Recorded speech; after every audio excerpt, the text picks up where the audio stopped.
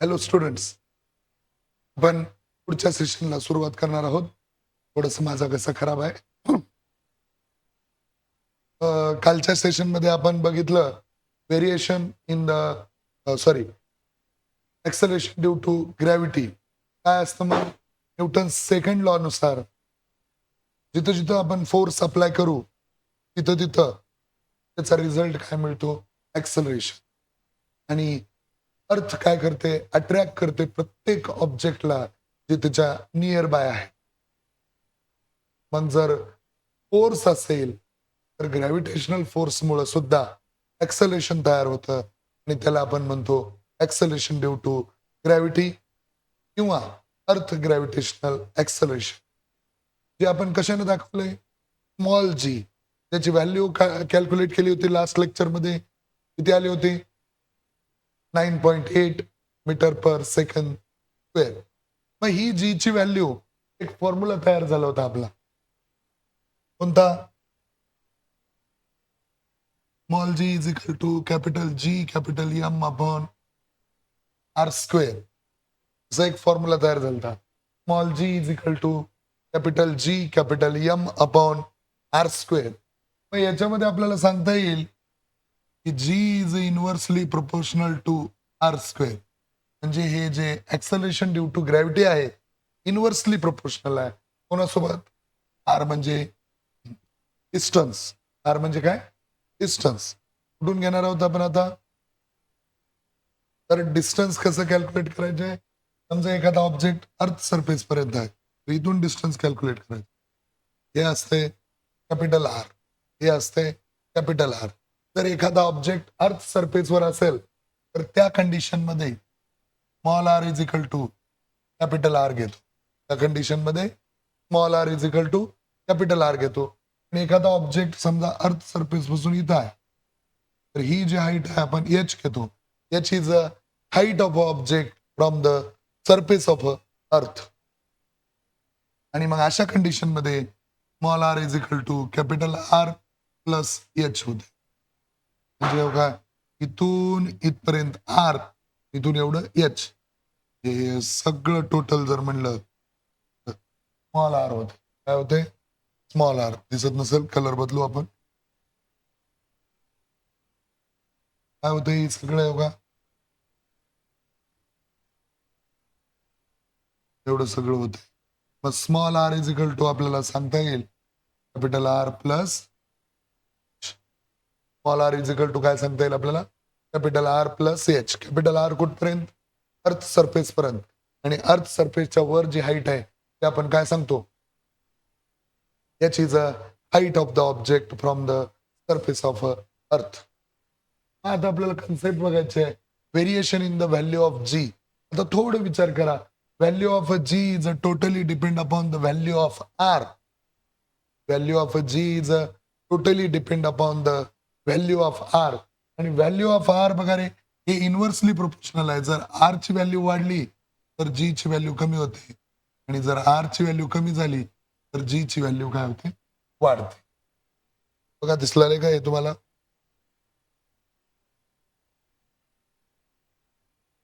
हो का? एक मिनिट इकडे हो का रे, आर ची व्हॅल्यू काय झाली? वाढली तर जी ची व्हॅल्यू काय होते? कमी होते.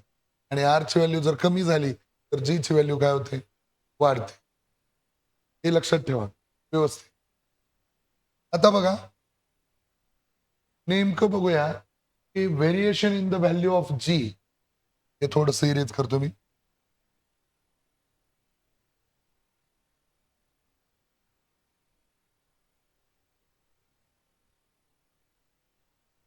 आपल्याला काय घ्यायचं आहे?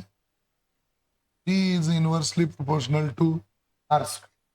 बघा, नीट समजून घ्या. आता variation in the value of g साठी आपण 3 पॉईंट बघणार आहोत. एक, value of a g on the surface of earth. Value of a g on the surface of earth. पुन्हा बघणार आहोत आपण हाईट वर गेल्यावर काय होते? अर्थ सरफेस पासून हाईट वर गेल्यावर काय होते? अर्थ सरफेस पासून वर वर वर वर. आणि अर्थ सरफेस पासून खाली आल्यावर काय होते? रे, यस म्हणजे शेप बघायचा आहे. शेप म्हणजे अर्थ सरफेसवर आपल्याला चेक करायचं आहे. मग आता अर्थ सरफेसवर दुसऱ्या देशामध्ये गेलो समजा आपण, किंवा इथून पुणे मुंबई असं किंवा दुसऱ्या राज्यामध्ये गेलो, काय फरक पडतो का बघूया. तर एक गोष्ट लक्षात घ्या रे, हे जे शेप ऑफ अर्थ आहे हो काही,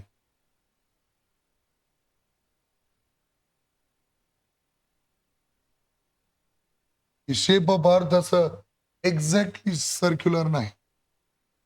सर्कल जर असतं तर प्रत्येक पॉइंट जो वर येतो तो सेम डिस्टन्सवर असता. तर shape of earth is exactly spherical, but shape of earth is not exactly spherical, it is a ellipse. It is a ellipse. म्हणजे काय होतं बघा, इथं जर आपण हे घेतलं, कळलं का तुम्हाला, इथं जर आपण हे बघा एक हे घेतला फोकस, तर थोडं विचार करा, हे बघा इथं आर ची व्हॅल्यू बघा, इथं थोडं कमी वाटलेलं आहे. या पॉइंटला बघा बरं आरची व्हॅल्यू थोडं जास्त वाटलेले. या पॉइंटला बघा बरं आरची व्हॅल्यू. जे जे अर्थच्या मॅपमध्ये प्रत्येक पॉइंटला घेतलं तर या प्रत्येक पॉइंटला आरची व्हॅल्यू काय दिसलेली आहे, वेगवेगळी दिसलेली. म्हणजे याचा अर्थ काय, की आरची व्हॅल्यू जिथं चेंज झाली तिथं जी ची व्हॅल्यू काय होणार, चेंज होणार. एकदम सिंपल लक्षात घेऊ. Value of a G is depend upon the value of a R, and value of R is changes from place to place. इथं इथं इथं इथं प्रत्येक प्लेसला आरची व्हॅल्यू चेंज होत असल्यामुळं आपल्याला काय सांगता येईल, मग जी ची व्हॅल्यू सुद्धा चेंज होते. का रे, अर्थ ब्लजेस ऍट द इक्वेटर, इक्वेटरला थोडंसं उगल्यासारखं वाटतंय आणि पोलला थोडं फ्लॅट झाल्यासारखं वाटतंय. असं झाल्यावर काय होतं बघा,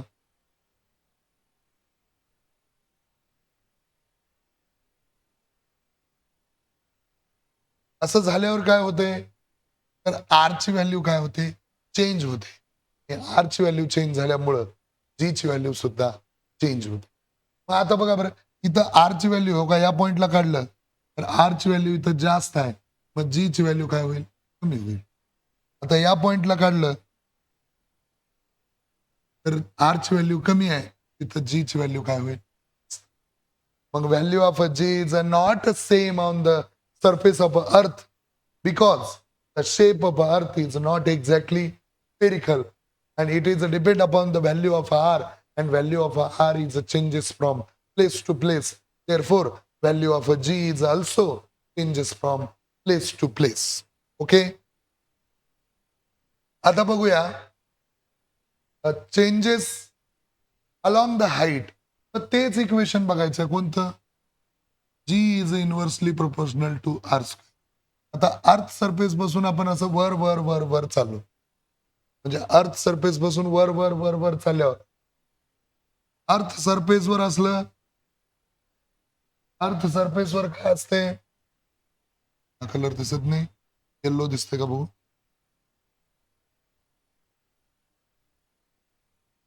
येल्लो दिसलेलं आहे का, येल्लो दिसत,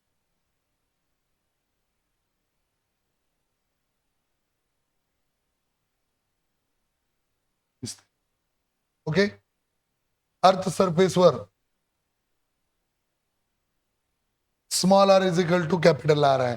पण जसं आपण अर्थ सरफेस पासून वर वर वर वर जाऊ, अर्थ सरफेस पासून आपण काय करू, वर वर वर वर जाऊ एका ठराविक हाईट पर्यंत. म्हणजे आपण समजा आता अर्थ सरफेस वगैरे हे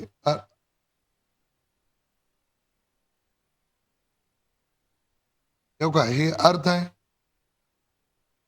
इथपर्यंतची व्हॅल्यू कॅपिटल आर आहे, आणि एखादा ऑब्जेक्ट इथं आहे, तर ही व्हॅल्यू वाढली ना, त्याला आपण काय म्हणतो एच, म्हणजे टोटल स्मॉल आर आहे, वय स्मॉल आर आहे, ही दोघांची ऍडिशन आहे, कॅपिटल आर इथपर्यंत आणि इथून काय एच. मग small R is equal to capital R plus H. जसं जसं हाईट वाढेल तस तसं स्मॉल आर ची व्हॅल्यू वाढते. स्मॉल आर ची व्हॅल्यू वाढत गेली की जी ची व्हॅल्यू काय होते, कमी होते. म्हणजे जसं आपण अर्थ सरफेस पासून वर वर वर वर जाऊ, आर ची व्हॅल्यू तर वाढत गेली, पण जी ची व्हॅल्यू काय होत चालली, कमी कमी कमी. हाईट अजून वाढवली, जी ची व्हॅल्यू अजून कमी होईल, हाईट अजून वाढवली, जी ची व्हॅल्यू अजून कमी होईल. एका ठराविक पॉइंटला एवढी हाईट वाढवली आपण की त्या पॉइंटला जी ची व्हॅल्यू काय होईल 0. त्यानंतर जे ऑब्जेक्ट आहेत तिथं ते खाली येत नाही, तिकडेच जातात. ओके, लक्षात घ्या. जी ची व्हॅल्यू सुद्धा 0 होऊ शकते ऍट द मॅक्सिमम हाईट. जेवढी आपल्याला इन्फायनाइट डिस्टन्सवर आपण हाईट वाढवली, एच ची व्हॅल्यू मॅक्सिमम केली, तिथं जी ची व्हॅल्यू एकदम मिनिमम होते, 0 होते. आलं का लक्षात? बघा थोडं समजून घ्या इथं. तेव्हा रे, अर्थ सरफेस पासून आपण 8.8 किलोमीटर गेलो. माउंट एव्हरेस्ट वगैरे असे मोठे मोठे डोंगरावरती गेलो समजा. तर अर्थ सरफेसवर जी ची व्हॅल्यू समजा 9.8 आहे. थोडं हाईट वाढवलो 8.8 किलोमीटरला, तर एवढा फरक पडत नाही. का बरं? अर्थची रेडियसची व्हॅल्यू किती आहे मला सांगा. अर्थची रेडियसची व्हॅल्यू आहे 6.4 into 10 to the power 6 metre. याला किलोमीटरमध्ये कन्वर्ट केलं तर 6400 किलोमीटर. याच्या तुलनेमध्ये ही 8.8 किलोमीटर थोडी मिनिमम व्हॅल्यू वाटते. किती वाटते? मिनिमम. इथं दिसला गेलं तर बघा रे, 8.8 आहे. थोडी किती वाटते व्हॅल्यू ही? मिनिमम व्हॅल्यू वाटते. मग थोडस फरक पडते बघा. हे जे बलून आहे मॅक्सिमम हाईट बलूनची किती आहे? 36.6 किलोमीटर. त्या टायमिंगला जी ची व्हॅल्यू बघा 9.8 वरून 9 पॉईंट किती झाली? 77. थोडी कमी झाली. 400 किलोमीटरवर हाईट वर गेलो आपण, एखादा सॅटेलाइट आहे. त्या टायमिंगला जी ची व्हॅल्यू किती होते? 8.7. मॅक्सिमम हाईट जे जीपीएस वगैरे सॅटेलाइट आहेत त्याची हाईट असते 35,700 किलोमीटर. 35,700 किलोमीटर. एवढी हाईट वाढल्यावर मात्र जी ची व्हॅल्यू कमी होऊन किती होती? 9 पॉईंटहून कमी होऊन किती झाली? 0.225. म्हणजे लक्षात आलं का? हाईट किती वाढली? 35,000 वाढवलं अप्रॉक्सिमेटली. तर जी ची व्हॅल्यू 9.8 हून कमी कमी होत होत आता किती आलंय? 0.225. अजून थोडं वाढवलं इथं, कदाचित आपण थोडं वाढवलं आणि इथं 40,000 केलं, तर एखाद्या वेळेस हे काय होऊ शकते? व्हॅल्यू 0 होऊ शकते. म्हणजे याचा अर्थ काय? जी ची व्हॅल्यू जर कमी कमी होते तर ती कशावर डिपेंड आहे? Value of R. मग ह्याच्याच उलट आपण बघूया. आता आपण हाईटवर गेलो असं वर, तर आपण काय करूया? जमिनीला खोदून आपण अर्थ सेंटरकडे जाण्याचा प्रयत्न करूया. तर तशा कंडिशन मध्ये काय होईल? तेव्हा रे, आता आपल्याला बघायचं आहे डेप्थ मध्ये गेलो म्हणजे काय अर्थ मध्ये खोदून आपण असं मध्ये मध्ये. आता इकडे लक्ष द्या रे. का आपण इथं होतो, हे सेंटर होतं. आता आपण असं मध्ये मध्ये जाणार म्हणजे या अर्थला काय करणार?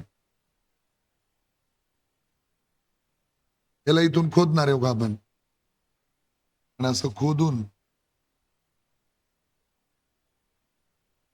असं खाली खाली खाली खाली जाणार आहोत. खोदून काय करणार? मध्ये डेप्थ मध्ये जाणार आपण. डेप्थ मध्ये गेल्यावर आता लक्षात घ्या रे, इथं अर्थ सरफेसवर small R is equal to काय होतं? Capital R. पण आता मध्ये मध्ये चालल्यावर ही कॅपिटल आर ची व्हॅल्यू काय होईल? कमी. म्हणजे स्मॉल आर सुद्धा काय होईल? कमी. थोडक्यात आर ची व्हॅल्यू काय होईल? कमी कमी कमी होईल. कारण आपण आता चाललो कुठं? अर्थच्या सेंटर. लक्षात घ्या. मग तेच इक्वेशन कोणतं? G is inversely proportional to R square. आता आर ची व्हॅल्यू काय होत चालली आहे? कमी होत चालली आहे. तर जी ची व्हॅल्यू काय होईल? बघा अर्थ सरफेस पासून असं आपण आता सेंटरकडे चाललो आहोत. चाललो आहोत सेंटरकडे चाललो आहोत. अशा कंडिशन मध्ये स्मॉल आर ची व्हॅल्यू काय होईल? कमी होईल. तर जी ची व्हॅल्यू काय होणार आहे? वाढणार आहे. आलं लक्षात? मग आपण अजून मध्ये गेलोय का इथं? इथं आलो, इथं आलो, इथं आलो, इथं आलो. असं मध्ये जात जात जात जात बघा रे, आपण समजा इथं आलो, अजून आरची व्हॅल्यू कमी झाली. इथं आलो, अजून आरची व्हॅल्यू एकदम सेंटरच्या जवळ आलो. एकदम सेंटरच्या जवळ. तर आरची व्हॅल्यू तिथं सगळ्यात कमी असणार आहे. सेंटरच्या जवळ रेडियस किती असणार आहे? सगळ्यात कमी असणार आहे. बरोबर आहे. मग आर ची व्हॅल्यू सेंटरच्या जवळ सगळ्यात कमी म्हणजे जी ची व्हॅल्यू तिथं सेंटरच्या जवळ सगळ्यात जास्त. पण गंमत अशी आहे, तुम्ही जर एक्झॅक्टली इथं सेंटरला आलात, इथं सेंटरला आलात, तर स्मॉल आर म्हणजेच कॅपिटल आर होतं ते काय होणार आहे? 0 होणार आहे. मग आता आर ची व्हॅल्यू जर 0 झाली, आर ची व्हॅल्यू 0, तर जी ची व्हॅल्यू सुद्धा काय होते 0. ऍट द सेंटर जी ची व्हॅल्यू काय होते 0, कारण त्याचे रेडियस बी 0 होते. करेक्ट सेंटरला तुम्ही आलात हो का इथं, तर आपलं मास पण 0 होते आणि आपली रेडियस पण 0 होते. स्मॉल आर म्हणा किंवा कॅपिटल आर म्हणा, दोन व्हॅल्यू काय होतात 0 होतात. म्हणून व्हॅल्यू ऑफ जी, एक्सरसाइज मध्ये क्वेश्चन आहे तुम्हाला, value of G is a 0 at the centre of earth. काय एक्सरसाइज मध्ये question, value of G is 0 the centre of earth, because at the centre of earth value of R is 0, value of M is 0. आपलं मास पण 0 होते आणि radius पण 0 होते. जर radius 0 झाली तर रेडियसवर डिपेंड असणारी जी ची व्हॅल्यू सुद्धा काय होईल 0 होईल. म्हणून लक्षात ठेवा, सेंटरला जी ची व्हॅल्यू काय असते 0. मग आपण 3 पॉइंट बघितले. Variation in the value of G, value of G is not same on the surface of earth because the shape of earth is not exactly spherical. Value of r is a changes from place to place, therefore value of g is a changes from place to place. At height बघितलं तर g is inversely proportional to r square. r ची value तर वाढली पण g ची value काय झाली कमी झाली. ऍट डेप्थ बघितलं r ची व्हॅल्यू कमी झाली, r ची व्हॅल्यू कमी झाली म्हणजे g ची व्हॅल्यू उलट आहे. पहा, हे वाढलं हे कमी होते, हे कमी झालं हे वाढतंय.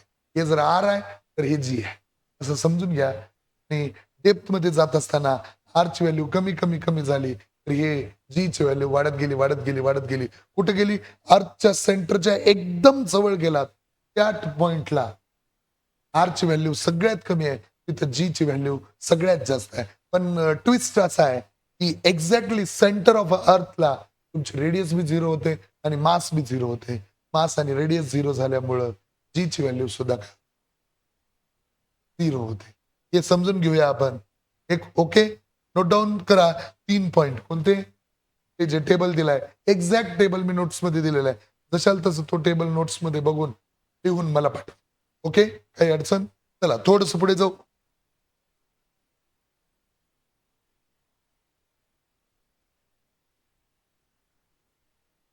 इथे एक न्यूमेरिकल दिलेलं आहे, एकच आहे सिंगल. हे तुम्ही सोडवा आज आणि जमते का बघा आणि मला पाठवा. Okay, easy. आता आपल्याला कन्सेप्ट समजून घ्यायचा आहे. फ्री फॉल, काही 1-2 न्यूमेरिकल्स मी तुम्हाला सोडवायला देणार आहे, मुद्दाम चॅलेंज म्हणून. तुम्ही प्रयत्न करा आणि सोडवण्याचा प्रयत्न करा. एक्सरसाइज मध्ये सुद्धा काही एमसीक्यू आहेत, काही मी सोडवून देणार आहे. 1 किंवा 2 तुम्हाला सोडवायला ठेवणार आहे. ते मुद्दाम मी सांगणार नाही.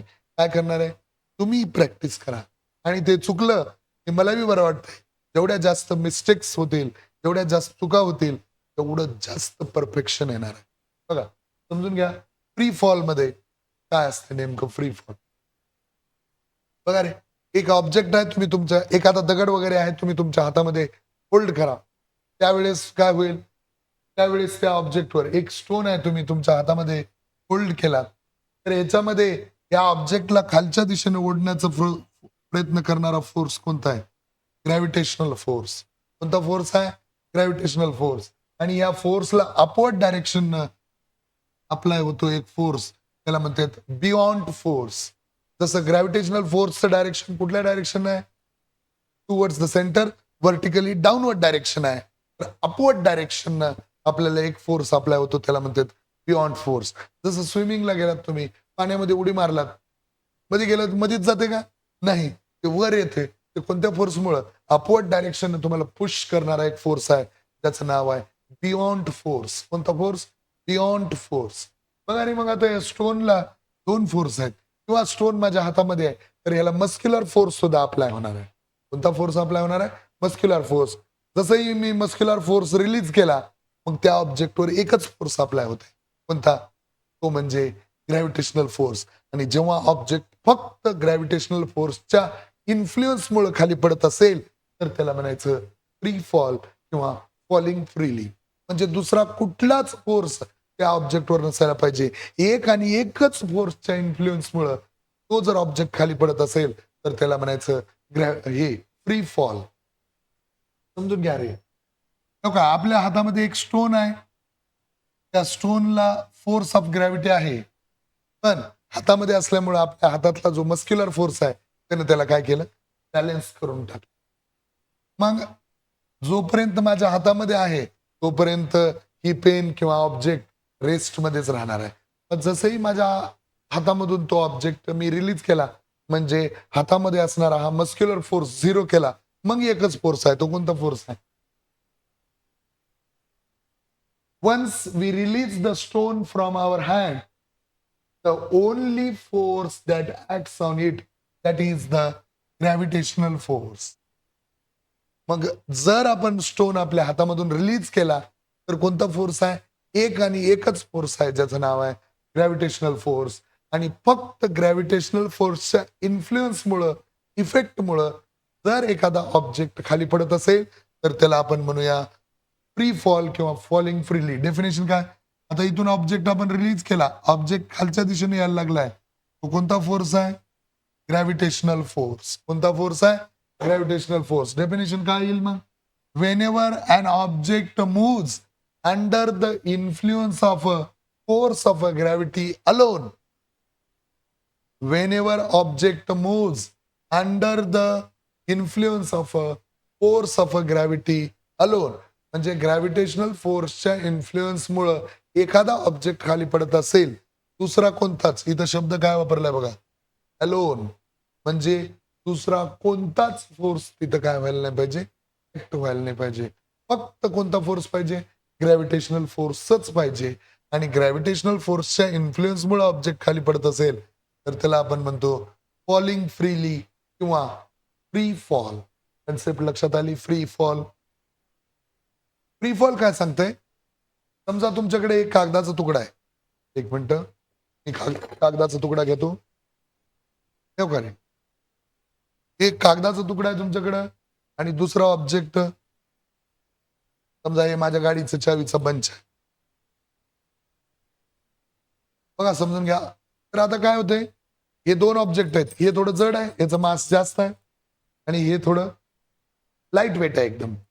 आता दोन ऑब्जेक्ट सेम हाईटहून जर मी रिलीज केले, दोन ऑब्जेक्ट सेम हाईटहून जर मी रिलीज केले आणि सेम टायमिंगला रिलीज केले तर कोणता ऑब्जेक्ट खाली पडेल? ऑब्विसली तुम्ही म्हणाल हे जड वस्तू खाली पडेल. पण फ्री फॉल काय सांगते की दोन ऑब्जेक्ट सेम हाईटहून सेम डिस्टन्स सेम टायमिंगला जर रिलीज केले तर हे चावीचा तुकडा खाली पडला आणि हे कागदाचा तुकडा बघा, कागदाचा तुकडा कसा गेला खाली? कागदाचा तुकडा बघा कसं जाते खाली, हो का? नीट समजून घ्या. हे कागदाचा तुकडा सरळ खाली जात नाही, हो का? हे असं असं असं असं असं. आणि आपण काय शिकलो? ग्रॅव्हिटेशनल फोर्स ऑब्जेक्टला कसं ओढण्याचा प्रयत्न करतो? Vertically downward direction. कसं ओढण्याचा प्रयत्न करतो? Vertically downward direction. पण कागदाचा तुकडा तर व्हर्टिकली डाऊनवर्ड डायरेक्शन गेलं नाही, ते असं मस्त डान्स करत गेलं. मग हे कशामुळे झालं? तर इथं असणारा ऍटमॉस्फेरिक प्रेशर, बियॉन्ड फोर्स किंवा एअरमुळे तयार होणार फ्रिक्शनल फोर्स, हे सगळे फोर्स तिथं अप्लाय झाले. त्याच्यामुळं ट्रू फ्री फॉल जे आहे ते ओपन स्पेसमध्ये पॉसिबल नाही. मग फ्री फॉल कुठं होते? समजा ह्या रूम मधून सगळी हवा काढून घेतली, इथं काहीच मीडियम नाही, त्याला म्हणायचं व्हॅक्यूम. त्याला काय म्हणायचं? व्हॅक्यूम. मग दोन ऑब्जेक्टचा मास काही असू द्या, जर सेम हाईटहून सेम टायमिंगला रिलीज केलात तर ते दोन्ही ऑब्जेक्ट एकाच टायमिंगला खाली पडतात. पण त्या रूम मध्ये एअर नसायला पाहिजे. म्हणजे एअर असल्यावर काय होईल? ते काय करेल? अपवर्ड डायरेक्शन त्याला फोर्स अप्लाय होईल, ऍटमॉस्फेरिक प्रेशर त्याच्यावर अप्लाय होईल. त्याच्यामुळं तो एखादी हलकी वस्तू असं डान्स करत खाली पडणार आहे. म्हणजे ट्रू फ्री फॉल कुठं पॉसिबल आहे? True free fall possible only in a vacuum. बघा रे, why the free fall is a possible only in a vacuum? During the free fall काय काय अप्लाय होते बघा? Frictional force due to the air. एअरमुळे तयार होणारा कोणता फोर्स आहे? Frictional force. Opposes the motion, ऑब्जेक्टला अपवर्ड डायरेक्शन अप्लाय करणारा कोणता फोर्स आहे? Buoyant force. मग फ्रिक्शनल फोर्स आणि बियॉन्ड फोर्स मुळे तो ऑब्जेक्ट लवकर खाली पडला नाही. त्याला काय झालं? थोडासा विरोध झाला, अपोज झालं. अपोज झाल्यामुळे त्याची स्पीड कमी झाली. मग आता जर आपण मीडियम मध्ये काय केलंय? व्हॅक्यूम घेतलं. व्हॅक्यूम म्हणजे इथं आता समजा एअरच नाही, काय नाही?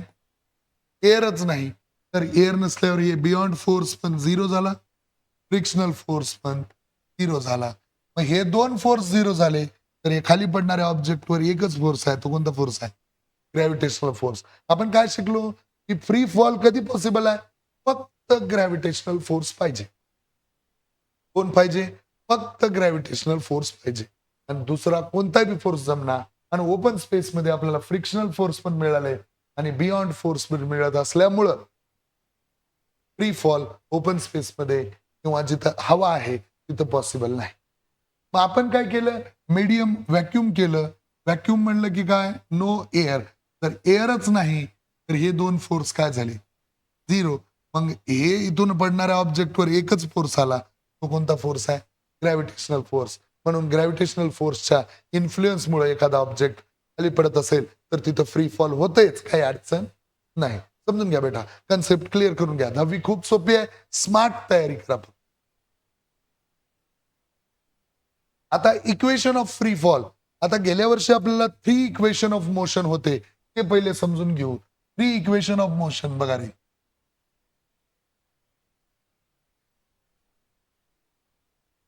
3 equation of motion. V is equal to काय होतं बरं? U plus AT.